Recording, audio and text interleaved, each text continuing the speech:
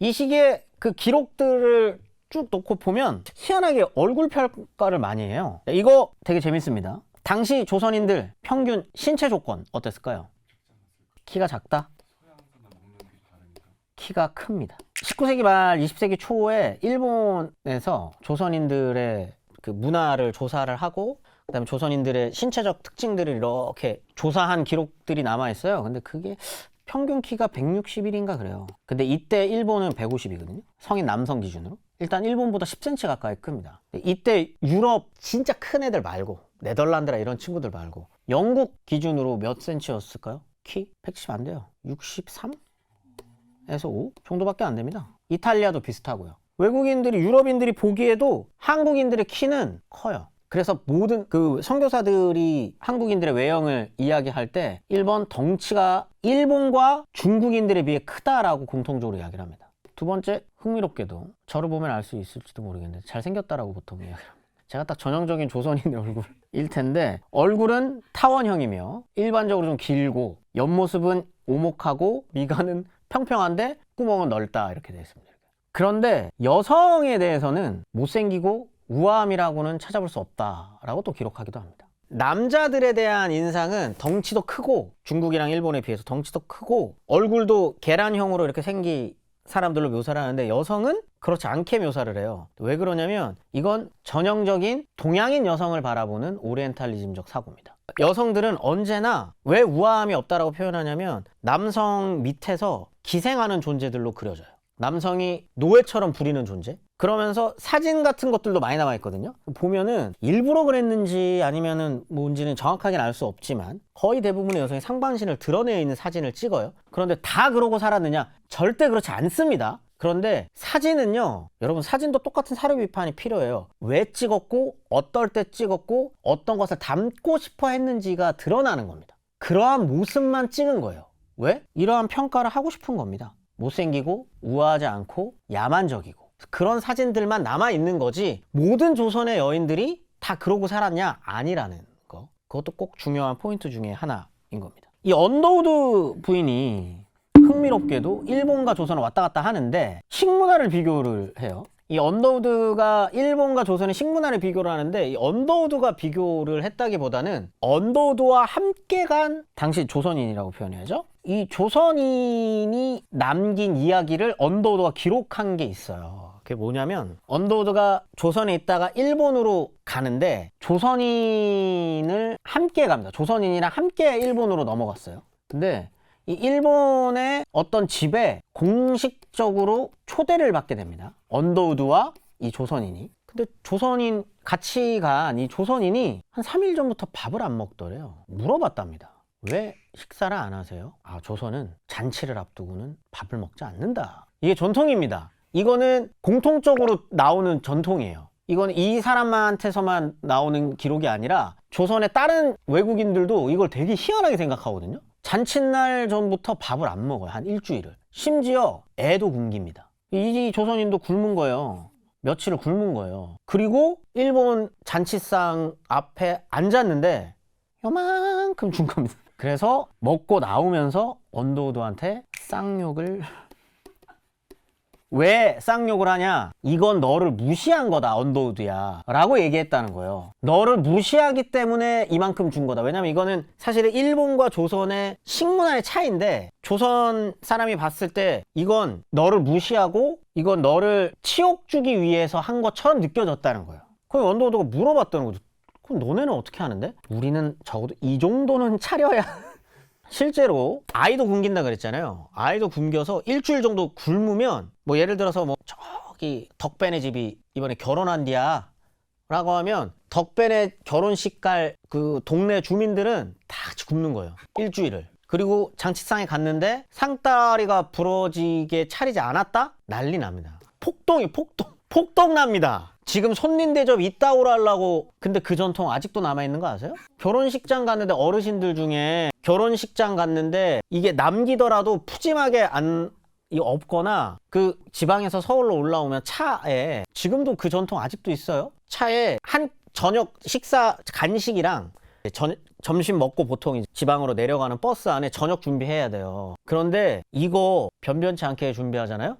그럼 어르신들 버스에 불 지릅니다. 자기 무시당했다고 생각해요. 되게 중요하거든요. 한국은 잔치상이 중요해요. 음식에 이 정도로 조선인들은 진심입니다. 일주일 굶기고 거기 그렇게 표현되어 있어요. 애를 토할 때까지 먹이고 또 먹여요. 이게 조선의 잔치 문화 그리고 식문화거든요. 이게 실제 사진입니다. 여러분 보이십니까? 보이시나요? 밥. 이게 뭐 당시에 조선인이 등치가 작아서 이렇게 보이느냐?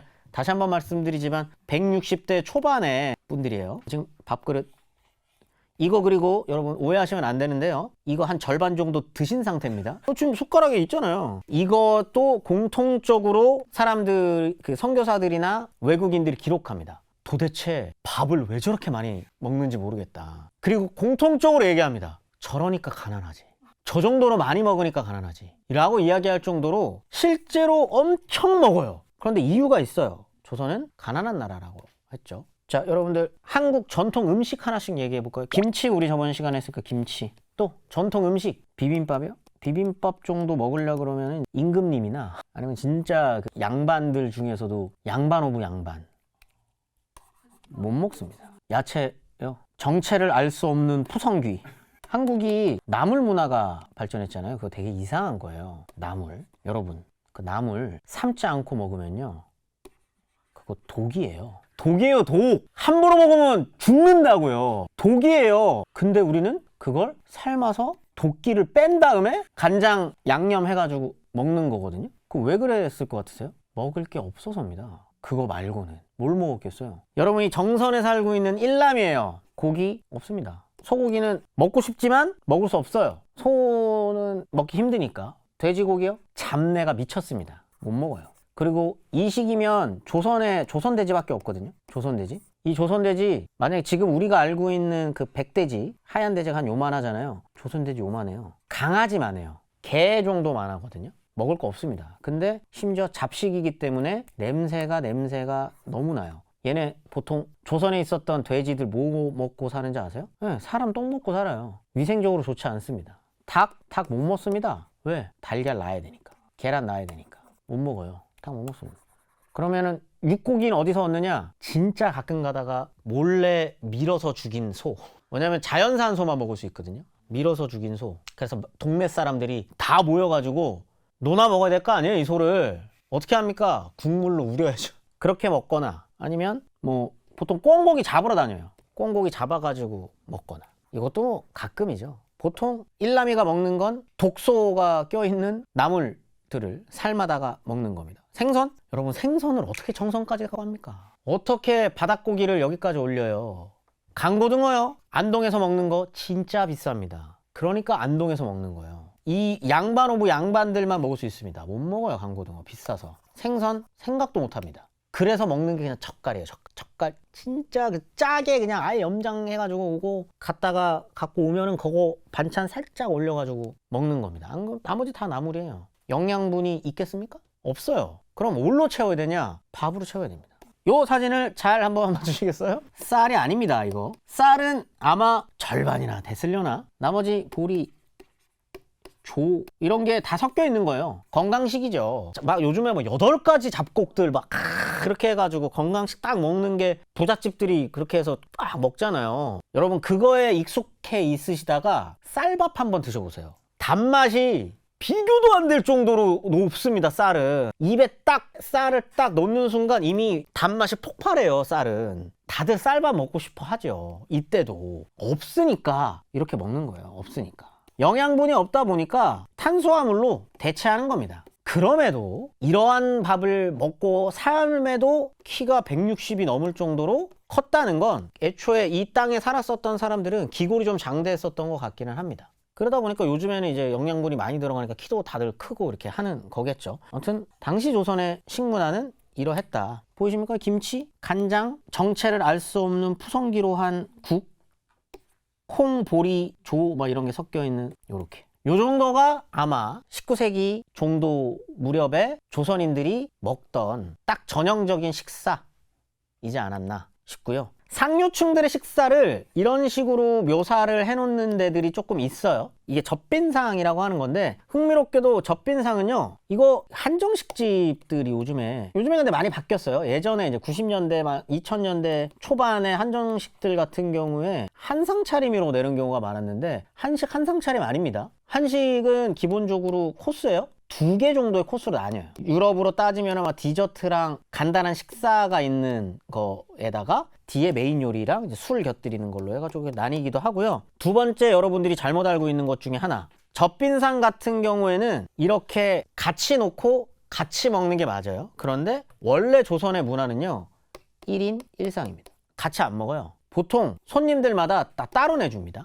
따로 식탁을 따로 빼주는. 그 다음에 왕도 마찬가지고 가족들도 자기 상이 따로 있어요. 그렇게 해서 먹지, 이렇게 한 테이블에서 먹는 경우는 파티 때 젖빈상으로 말고는 없습니다. 이런 식의 식문화는 아니었어요. 상류층들이 주로 먹는 반찬이 그래서 이렇게 되냐? 다시 한번 말씀드리지만 젖빈상과 같은 잔칫날 먹는 거랑 평소랑은 달라요. 그래서 양반들도 웬만하면은 5첩, 7첩 이렇게 넘어가지는 않습니다. 왕도 많이 먹어봐야 12첩이에요.